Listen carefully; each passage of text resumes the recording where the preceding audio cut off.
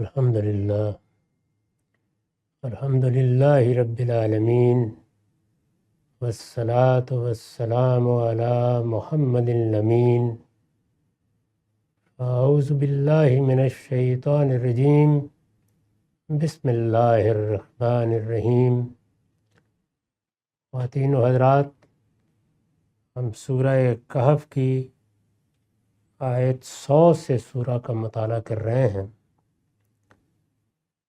اس سے پیچھے قصہ ذوالقرنین خاتمے کو پہنچا۔ اس کا خاتمہ یاجوج ماجوج کے ذکر پر ہوا۔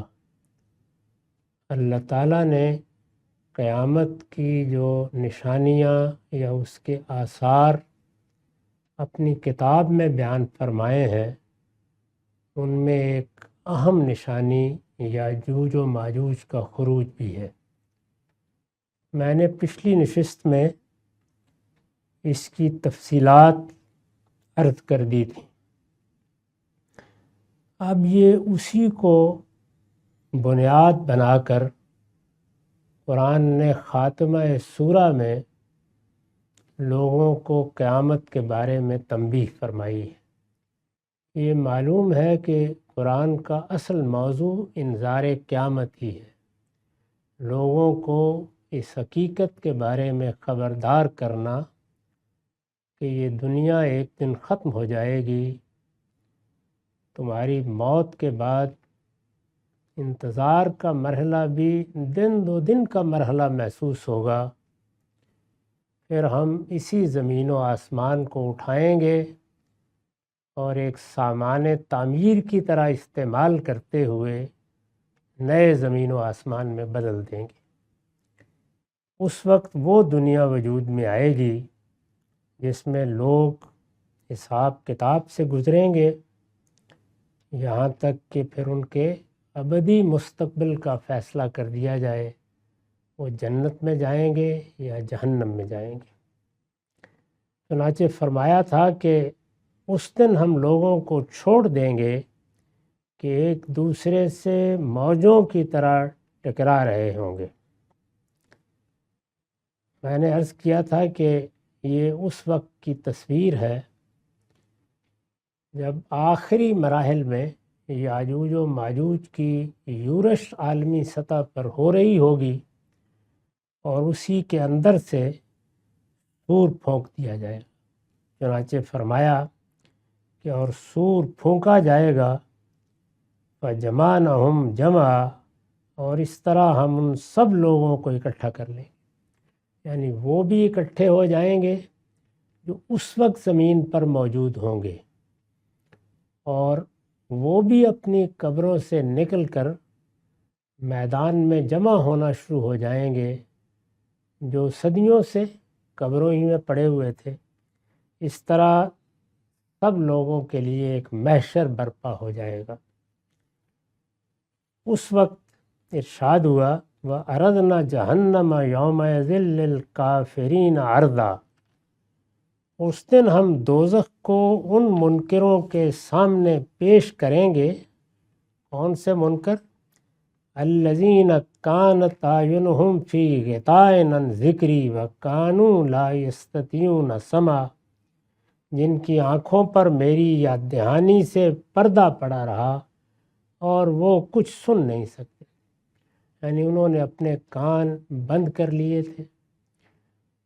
ان کو فطرت کی آواز آئی تو اس کا بھی انہوں نے گلا دبا دیا۔ ان کو صالحین نے، مجددین نے، شہداء نے متنبہ کرنا چاہا، ان کی بات بھی انہوں نے نہیں سنی۔ ان کی طرف پیغمبروں کی بعثت ہوئی، وہ اس کے بعد بھی انکار ہی پر جمے رہے۔ اس طرح کے منکر ہیں جن کو دوزخ کے سامنے پیش کر دیا جائے۔ اللہ تعالیٰ نے جو انجام بیان کیا ہے اس کے کم و بیش سب پہلو اجمال کے ساتھ واضح کر دیے ہیں۔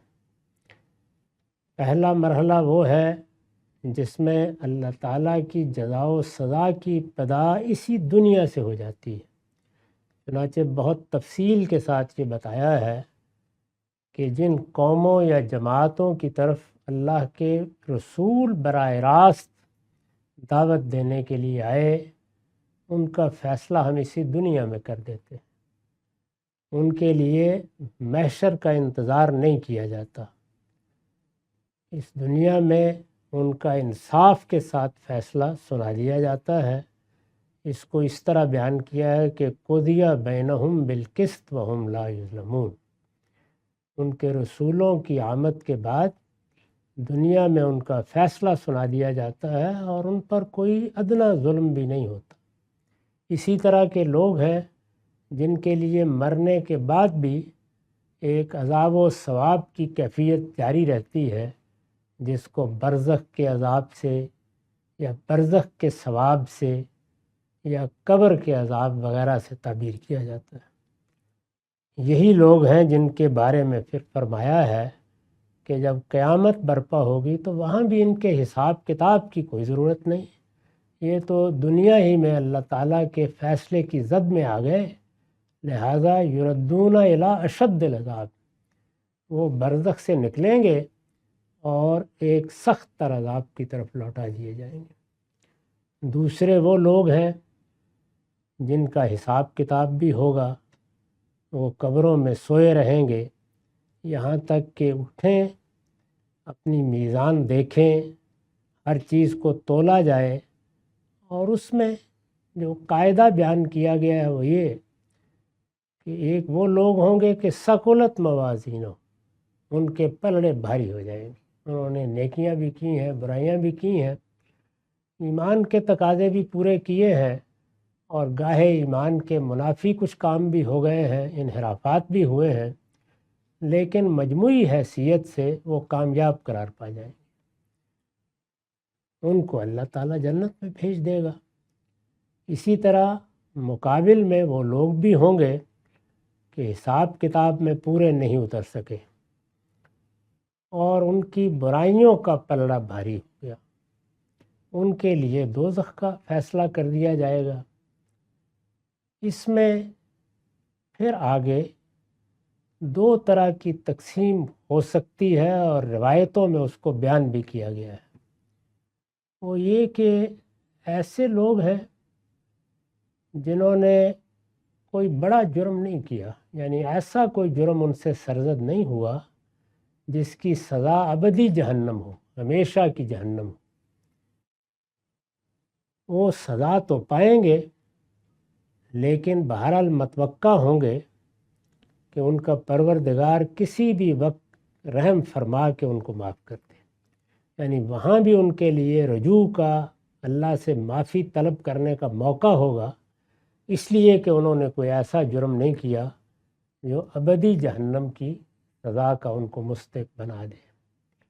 یہی لوگ ہیں جن کے بارے میں پھر شفاعت وغیرہ کی روایتیں آتی ہیں۔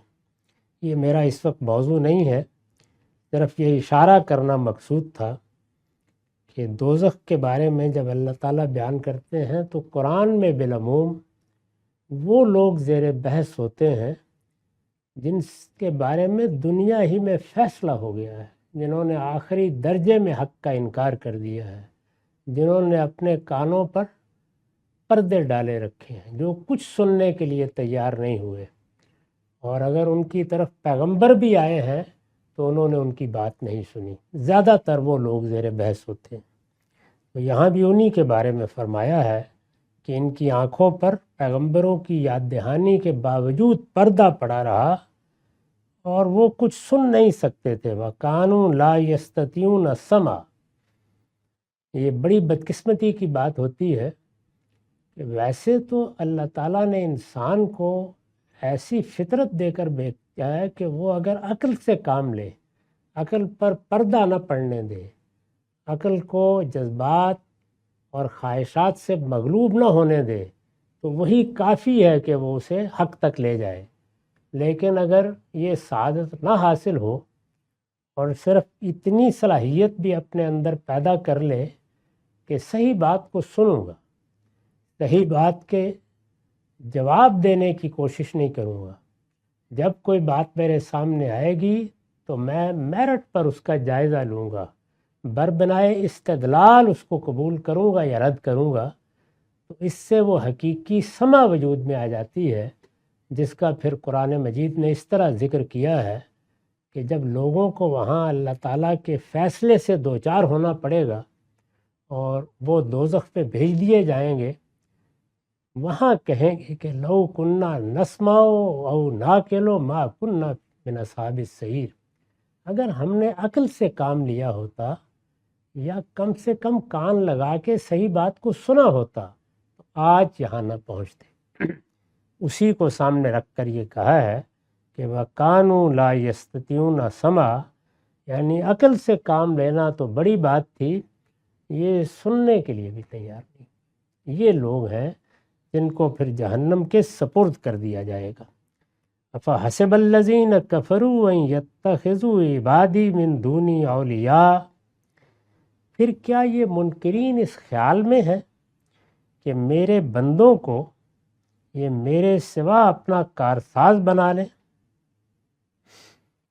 دنیا میں انسان انکار بھی کرتا ہے، سرکشی بھی اختیار کرتا ہے، لیکن اقرار کے ساتھ اپنی بدبختی کا سامان بعض اوقات اس طرح بھی کر لیتا ہے کہ یہ فلاں ہیں اور ان کو بڑی حیثیت حاصل ہے اور ان کو بہت اختیار دیا گیا ہے اور یہ اللہ کے محبوب بندے ہیں، یہ مجھے بچا لیں گے۔ اس طرح گویا شفاعت باطل کا عقیدہ اختیار کر لیتا ہے۔ جب شفاعت حق ہوتی ہے تو اس کے حدود ہیں، شرائط ہیں، وہ کن لوگوں کو میسر ہو سکتی ہے وہ قرآن سے بھی واضح ہے اور روایتوں سے بھی واضح ہے، لیکن یہ لوگ شفاعت باطل کے عقیدہ اختیار کر لیتے ہیں۔ یہ اس کے بارے میں فرمایا ہے کہ یہ خیال کرتے ہیں، چنانچہ میں نے لکھا ہے اس لیے کارساز بنا لیں کہ فیصلے کے دن وہ ان کی سفارش سے اپنے آپ کو میری گرفت سے چھڑا سکے۔ وہ اس عقیدے کو اپنی بنیاد بنا لیتے اور اسی پر بھروسہ کر کے جیتے رہتے ہیں۔ اس کا نتیجہ یہ نکلتا ہے کہ گناہ پر گناہ کرتے چلے جاتے ہیں اور انہیں تنبیہ نہیں ہوتی۔ وہ اپنے آپ کو رشوت دیتے ہیں کہ فلاں بچا لے گا اور فلاں بچا لے گا اور فلاں کا دامن پکڑ لیں گے۔ ارشاد فرمایا کہ کیا ان منکرین نے یہ خیال کر رکھا ہے دامن پکڑنا ہے تو میرا پکڑنا ہے، توقع رکھنی ہے تو مجھ سے رکھنی ہے، میں ان کا پروردگار ہوں، اگر کسی کو عفو درگزر بھی میری طرف سے حاصل ہونا ہے تو میری ہی طرف سے حاصل ہونا ہے۔ چنانچہ قرآن سے بھی واضح ہے اور روایتوں سے بھی واضح ہے کہ اللہ کے اذن کے بغیر نہ وہاں کوئی زبان کھول سکے گا، کوئی ولی، کوئی مرشد، کوئی معلم، کوئی پیغمبر یہ حیثیت نہیں رکھتا کہ اپنے طور پر کوئی بات کہہ دے۔ اللہ کی بارگاہ میں درخواست کی جا سکتی ہے، وہ جس کو چاہے گا اذن دے گا، اور جب اذن دے گا تو کوئی بے انصافی نہیں کرے گا، بے لاگ انصاف ہی کا ظہور ہوگا۔ البتہ انصاف سے نیچے عفو درگزر کے، معافی کے بہت سے مواقع ہیں، وہ دنیا میں بھی ہوتے ہیں، وہ آخرت میں بھی ہوں گے۔ تو ارشاد فرمایا کہ کوئی کارسازی نہیں کر سکے گا، یہ محض خوش فہمی ہے، یعنی انہوں نے اپنے آپ کو فریب میں مبتلا رکھا ہے۔ ارشاد فرمایا انا اعتدنا جہنم للکافرین نزلا، ایسے منکروں کی مہمانی کے لیے ہم نے جہنم تیار کر رکھی ہے۔ قل هل ننبئکم بالاخسرین اعمالا، یہ اب سورہ کا خاتمہ شروع ہو رہا ہے۔ فرمایا ان سے کہو کیا ہم تمہیں بتائیں کہ اپنے اعمال کے لحاظ سے سب سے زیادہ خسارے میں کون ہے؟ دنیا عمل کی جگہ تھی، یہاں عمل ہی کا دفتر تیار ہو رہا تھا، اس عمل میں کامیابی اور فائز المرامی کے مقامات بھی تھے اور خسارے کا سودا بھی تھا۔ تو فرمایا کہ ان سے کہو کیا ہم تمہیں بتائیں کہ اپنے اعمال کے لحاظ سے سب سے زیادہ خسارے میں کون ہے؟ خسارے میں تو بہت سے لوگ ہوں گے، لیکن اس کی کچھ نہ کچھ تلافی اور ازالے کے امکانات بھی ہوں گے، کیونکہ ان کا مجموعی رویہ اچھا ہوگا۔ لیکن سب سے بڑھ کر کون ہے کہ جن کے لیے ازالے کا موقع بھی ختم ہو جائے گا، ان کا خسارہ ابدی خسارہ بن جائے گا۔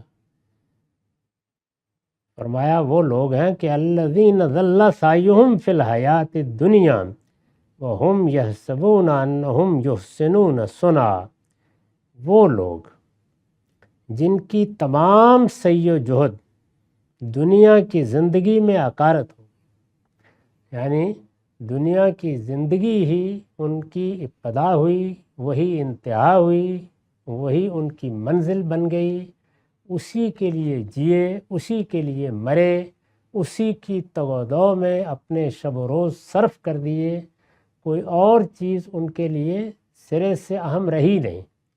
آخرت کے صحیح تصور کے ساتھ جینا، اس دنیا ہی میں جینا ہے، اور اس دنیا کی ضرورتیں بھی پوری کرنی ہیں، اس میں اپنی صلاحیتوں کے لحاظ سے بھرپور تگ و دو بھی کرنی ہے، لیکن آخرت کی منزل کو سامنے رکھ کر کرنی ہے۔ اس دنیا میں ہر قدم پر یہ دیکھنا ہے کہ میں کہیں اپنی آخرت کی راہ کھوٹی تو نہیں کر رہا۔ یہ بندہ مومن کا جینا ہے، وہ بھی دنیا ہی میں جیتا ہے اور دنیا ہی میں سعی و جہد کرتا ہے، دنیا کی زینتیں بھی حاصل کرتا ہے، دنیا کی کامیابیوں کو بھی ہدف بناتا ہے، لیکن آخرت کی کامیابی کی قیمت پر نہیں۔ دوسری جانب وہ لوگ ہیں کہ جنہوں نے یہ فیصلہ کر لیا کہ ہم یہاں آئے ہیں، ہم یہاں رہیں گے اور مر کر مٹی ہو جائیں گے، آگے کچھ نہیں ہے، یہی ہماری ابتدا ہے، یہی ہماری انتہا ہے۔ اسی کو دوسری جگہ بیان کیا ہے کہ وہ لوگ جو یہ فیصلہ سنا دیتے ہیں، کبھی زبان سے کبھی اپنے عمل سے یہ فیصلہ سنا دیتے ہیں کہ ان کا ہدف، ان کا نصب العین، ان کی زندگی، ان کا مرنا اور جینا سب دنیا ہے، اور وہ اپنے پروردگار کے بارے میں بھی بالکل واضح ہوتے ہیں کہ انہیں اس سے کیا لینا دینا ہے۔ دنیا میں آئے ہیں بابر بیش کوش کے عالم دوبارہ نہیں، ان کی زندگی یہی ہوتی ہے۔ تو فرمایا کہ میں ان کا حساب بالکل بے باک کر دیتا ہوں، یعنی جتنی جد و جہد اور جتنے خیر کے وہ مستحق ہیں وہ سب میں اسی دنیا میں دے دیتا ہوں، لیکن ما لہم فی الآخرۃ من خلاق، پھر آخرت میں اٹھ کر مجھ سے کچھ نہ مانگے، ان کے لیے وہاں کوئی حصہ نہیں ہے۔ اس کے بالکل برخلاف جنہوں نے اپنا نصب العین اس چیز کو بنایا کہ ربنا آتنا فی الدنیا حسنہ و فی الآخرۃ حسنہ، پروردگار دنیا تو نے دی ہے، ہمارے لیے اس میں بھی خیر پیدا کر، اور یہ دنیا کہیں ہمارے لیے آخرت کی محرومی کا ذریعہ نہ بن جائے، ہم آخرت کا بھی خیر چاہتے ہیں۔ تو فرمایا ہے کہ یہی لوگ ہیں کہ جو کامیاب اور کامران ہوں گے۔ یہاں وہ پہلے لوگ زیر بحث ہیں، پہلی جماعت، وہ لوگ جن کی تمام سعی و جہد دنیا کی زندگی میں عقارت ہو گئی۔ اصل الفاظ ہیں الذین ضل سعیہم، یعنی دائیں بائیں کوئی چیز بھی ان کے التفات کا موضوع نہیں بن سکی، نہ پیغمبر، نہ دعوت، نہ آخرت، نہ اس کی کامیابی، نہ اس کے لیے تیاری، نہ اپنے نفس کا تزکیہ، دنیا کی زندگی کو ہدف بنا کے جیتے رہے، وہی ان کا نصب العین تھی۔ تو گویا اس دنیا میں ان کی ساری سعی عقارت ہو گئی، کیونکہ جس وقت آپ دنیا سے رخصت ہوتے ہیں تو اپنی سعی کا کوئی نتیجہ ساتھ لے کے نہیں جا رہے ہوتے کہ چلیے کچھ قبری میں کام آ جائے گی، وہ سب یہیں رہ گئی۔ تو ارشاد فرمایا کہ سب سے زیادہ جو لوگ خسارے میں رہیں گے وہ یہ لوگ ہیں۔ وَهُمْ يَحْسَبُونَ أَنَّهُمْ يُحْسِنُونَ صَنْعًا وَهُمْ يَحْسَبُونَ أَنَّهُمْ يُحْسِنُونَ صُنْعًا، وہ اسی خیال میں رہے کہ وہ بہت اچھا کام کر رہے ہیں، یعنی انہیں کوئی پچھتاوا بھی نہیں تھا، انہیں کوئی تردد بھی نہیں تھا، وہ یہ خیال کرتے تھے کہ انہوں نے صحیح فیصلہ کیا ہے۔ یہ احمق ہیں جنہیں کبھی آخرت یاد آ جاتی ہے، کبھی قیامت یاد آ جاتی ہے، کبھی جنت یاد آ جاتی ہے، کبھی دوزخ یاد آ جاتی ہے، یہ احمق ہے۔ ہم لوگ تو بہت اچھا فیصلہ کر کے اور صحیح جگہ پر کھڑے ہوئے ہیں۔ وہ اسی خیال میں رہے کہ وہ بہت اچھا کام کر رہے ہیں۔ فرمایا اولئک الذین کفروا بآیات ربہم ولقائہ، یہی لوگ ہیں جنہوں نے اپنے پروردگار کی آیات اور اس سے ملاقات کا انکار کیا۔ یعنی جب انہیں توجہ دلائی گئی یا کبھی یہ چیز زیر بحث آ گئی تو انہوں نے نہ اللہ کی آیات کو دیکھنے، سمجھنے، سوچنے اور جاننے کی کوشش کی، اور نہ اللہ تعالیٰ کے ساتھ ملاقات کا کوئی تصور اپنے قریب پھٹکنے دیا، بلکہ انکار کیا۔ وَحَبِطَتْ أَعْمَالُهُمْ، اس کے بعد بھی ظاہر ہے انسان کی فطرت میں اللہ تعالیٰ نے خیر کے دائیات رکھے ہیں، وہ آخرت کو نہ مانے تب بھی خیر کرنے پر مجبور ہو جاتا ہے۔ اس کے باطن میں ایسی صلاحیت رکھی گئی ہے کہ وہ اس کو بلکہ دنیا ہی کو ہدف بنا لیا جائے تو زیادہ خیر کی طرف بعض اوقات متوجہ کر دیتی ہے۔ تو فرمایا کہ پھر اس کا کیا ہوگا؟ ارشاد ہوا کہ حبطت اعمالہم، نہیں، آخرت اگر پیش نظر نہیں رہی، مقصود نہیں رہی، تو ان کے تمام اعمال بس یہیں ختم ہو گئے۔ فحبطت اعمالہم، انہوں نے دنیا کو ہدف بنایا، جو پانا تھا دنیا میں پا لیا، وہاں کوئی توقع نہ کریں۔ کیوں؟ فلا نقیم لہم یوم القیامت وزنا، اب قیامت کے دن ہم ان کو کوئی وزن نہ دیں گے، یعنی ان کے اچھے اعمال بھی وہاں بالکل بے وزن ہو کر رہ جائیں گے، اس کی ذات باری کے ہاں کوئی قدر و قیمت نہیں ہے۔ بات شروع کہاں سے کی تھی؟ الذین ظل سعیہم فی الحیات الدنیا، دنیا کی زندگی کو اپنی تمام سعی و جہد کا موضوع بنا لیا، اور پھر یہی خیال کیا کہ ہم لوگ تو بہت اچھی زندگی بسر کر رہے ہیں، ہم نے کوئی برے کام نہیں کیے۔ فرمایا کہ اللہ تعالیٰ کے ہاں یہ ضروری تھا کہ تم اس سے اجر کے لیے اپنی سعی و جہد کو صحیح رخ دیتے، صحیح نصب العین اختیار کرتے، وہ تم نے نہیں کیا اور سوچ سمجھ کر نہیں کیا اور صاف صاف انکار کر دیا، تو میں نے تمہارے ساتھ کوئی بے انصافی نہیں کی، میں نے دنیا میں تمہارا معاملہ چکا دیا، پیچھے مڑ کر دیکھ لو، اب میرے پاس کچھ نہیں ہے۔ فلا نقیم لہم یوم القیامت وزنا، اب قیامت کے دن ہم ان کو کوئی وزن نہ دیں گے، کوئی خیر بھی وہاں، کوئی نیکی بھی ان کی وہاں بظاہر جو نیکی ہے وہ وزن نہیں پا سکے گی۔ ذالک جزاؤہم جہنم بما کفروا واتخذوا آیاتی ورسلی ہزوا، ان کا بدلہ یہی جہنم ہے، یعنی ان کے لیے قیامت میں اب کچھ نہیں ہے، جو کچھ ان کو اچھا اجر ملنا تھا وہ سب دنیا میں ہم نے بے باک کر دیا، یہاں اب ان کے لیے جہنم ہے۔ پھر دہرا کے فرمایا کہ کس لیے؟ بما کفروا، اس لیے کہ انہوں نے جانتے بوجھتے انکار کیا، واتخذوا آیاتی ورسلی ہزوا، اور میری آیتوں اور میرے رسولوں کا مذاق اڑایا، اس لیے اب یہاں مجھ سے کوئی توقع نہ رکھیں۔ دنیا کو انہوں نے اپنا ہدف قرار دیا تھا، اصل کی حیثیت اسی کو دی تھی، ان کا حساب بھی وہیں ہو گیا۔ ان الذین آمنوا وعملوا الصالحات کانت لہم جنات الفردوس نزلا، البتہ جو پیغمبروں کی دعوت پر ایمان لائے، یعنی دنیا میں انہوں نے بھی اپنی صلاحیتوں کو استعمال کیا، وہ بھی بھرپور زندگی جیے، انہوں نے بھی تگ و دو کی، انہوں نے بھی دنیا کی نعمتوں سے اور زینتوں سے فائدہ اٹھایا، وہ سب ہم نے انہی کے لیے پیدا کی تھیں، لیکن اس کے ساتھ انہوں نے حقائق کا اعتراف کیا، وہ ایمان لائے، وعملوا الصالحات، اور ایمان کے تقاضے سے اچھے عمل کیے، یعنی ایمان ایک تخم کی طرح آیا اور پھر جیسے ایک درخت پیدا ہوتا ہے وہ برگ و بار لایا، ایمان کے بیج سے ان کا اچھا عمل پھوٹا۔ کانت لہم جنات الفردوس نزلا، ان کے لیے فردوس کے باغوں کی مہمانی ہے، یعنی جنت ان لوگوں کے لیے رکھی گئی ہے، وہ ان کی ضیافت ہے، وہ اس طرح کے لوگوں کے لیے بند کر دی گئی ہے۔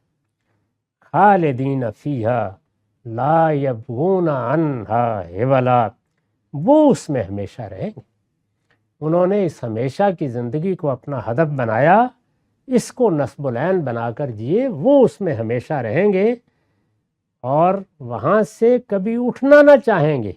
یہ اس سوال کا جواب دیا ہے کہ ہمیشہ رہیں گے تو کیا اکتا نہیں جائیں گے؟ فرمایا کہ نہیں، اس کا کوئی سوال نہیں ہے۔ اس کی جدت، اس کی ندرت ہر لحظہ ان کا احاطہ کرے گی۔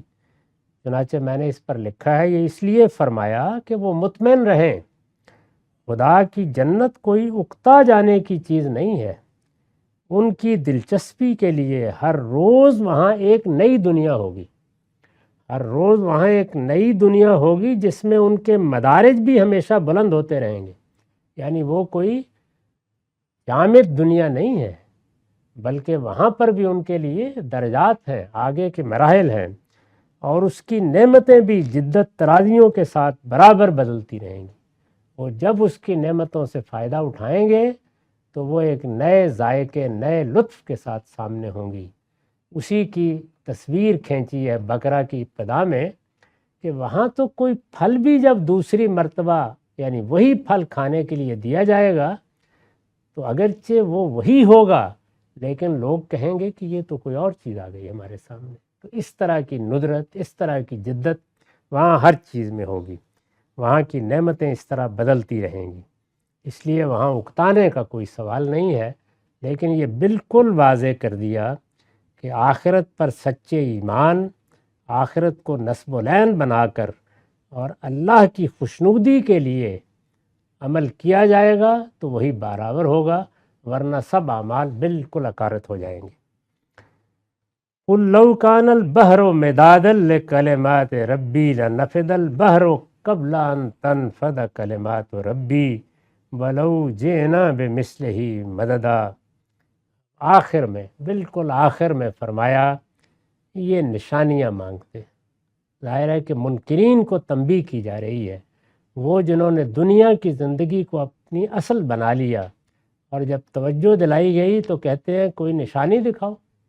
یہ نشانیاں مانگتے ہیں، اور دیکھیے کیا جواب دیا ہے، معجزے طلب کرتے ہیں، نشانیاں مانگتے ہیں۔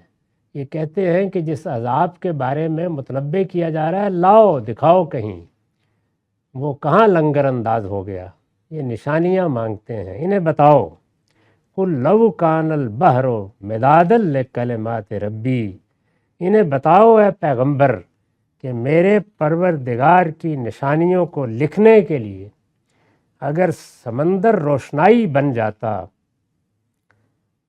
تو سمندر ختم ہو جاتا۔ قبل ان تنفد کلمات ربی، اس سے پہلے کہ میرے پروردگار کی نشانیاں ختم ہوں، اور ایک سمندر کیا، وَلَوْ جِئْنَا بِمِثْلِهِ مَدَدًا، اگرچہ ہم اس کے ساتھ اسی کے مانند اور سمندر بھی ملا۔ یعنی نشانیاں تو دائیں بائیں اوپر نیچے اس کائنات کے ذرے ذرے میں موجود ہیں، تم ان نشانیوں کی طرف توجہ کرو۔ یہ نشانیاں کیا مانگتے ہو؟ یعنی تمہارے سامنے یہ سب کچھ ہو رہا ہے، اگر بصیرت کی نگاہ ہو تو نشانیاں، یہ تو سمندر اس کے لیے روشنائی فراہم کر نہیں سکتے، اور درخت اس کے لیے قلم نہیں فراہم کر سکتے، تو خدا کی نشانیوں کا تو کوئی احاطہ نہیں کر سکتا۔ تو میں نے لکھا ہے کہ اصل میں لفظ کلمات آیا ہے، یہ کلمے کی جمع ہے جس کے معنی بات کے ہیں، لیکن یہاں اس سے مراد وہ عجائب قدرت و حکمت ہیں جن کو نشانیاں کہا ہے۔ اس سے مراد وہ عجائب قدرت و حکمت ہیں جن کا مشاہدہ ہم انفس و آفاق میں کرتے ہیں۔ ہم نے ترجمہ اسی کے لحاظ سے کیا ہے۔ لفظ کلمات یہاں کس مقصد سے استعمال ہوا ہے، وہ انفس و آفاق میں، ہمارے باطن میں اور اس کائنات میں اللہ کی نشانیوں کے ذکر کے لیے ہے۔ قُلْ إِنَّمَا أَنَا بَشَرٌ مِثْلُكُمْ يُوحَىٰ إِلَيَّ أَنَّمَا إِلَٰهُكُمْ إِلَٰهٌ وَاحِدٌ فَمَنْ كَانَ يَرْجُو لِقَاءَ رَبِّهِ فَلْيَعْمَلْ عَمَلًا صَالِحًا وَلَا يُشْرِكْ بِعِبَادَةِ رَبِّهِ أَحَدًا۔ یہ نہایت خوبصورت خاتمہ ہے سورہ کا۔ فرمایا ان سے کہو تم کس سے نشانیاں مانگتے ہو؟ پیغمبر سے مانگ رہے ہیں نا، ان سے کہو تم کس سے نشانیاں مانگتے ہو، میں بھی تمہاری ہی طرح ایک آدمی ہوں، مجھ پر وہی آتی ہے کہ تمہارا معبود صرف ایک ہی معبود ہے، تو جسے اپنے پروردگار سے ملنے کی امید ہو اسے چاہیے کہ نشانیاں مانگنے کے بجائے نیک عمل کرے اور اپنے پروردگار کی عبادت میں کسی کو شریک نہ ٹھہرائے۔ اس پر یہ سورہ ختم ہو۔ اقول قولی ھذا واستغفر اللہ لی ولکم ولسائر المسلمین۔